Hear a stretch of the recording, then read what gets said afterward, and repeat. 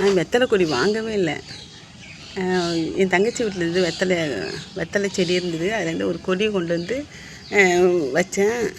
எனக்கு ஒரு வாரத்தில் எப்படி துளுத்து வந்திருக்குன்னு. நான் எங்கே போனாலும் வந்து செடியெலாம் வாங்க மாட்டேன்.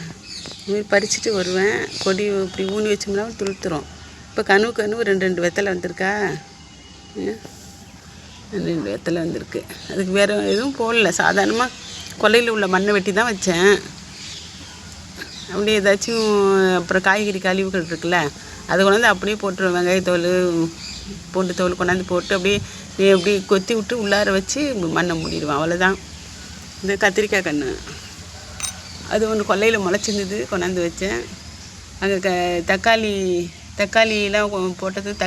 அழுகின தக்காளிலாம் போட்டோன்னா அதெல்லாம் முளைச்சிருக்கு பாருங்க. தக்காளி செடி நிறையா முளைச்சிருக்கு. அதெல்லாம் எடுத்து தனியாக வைக்கணும்.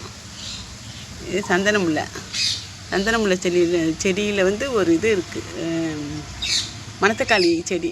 அதில் நிறைய கீரை ஆஞ்சிட்டு போயிட்டேன். அதை எடுத்து தனியாக வைக்கணும்.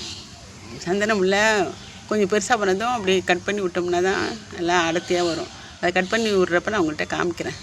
இந்த செடியெல்லாம் எடுக்கணும். இன்னும் கொஞ்சம் கீரை இருக்குது. கீரை இன்னும் கொஞ்சம் துளுக்குட்டுமே எடுத்துக்குமேன்னு பார்க்குறேன். இல்லாட்டி வேறு இடத்துல எடுத்து வைக்கணும்.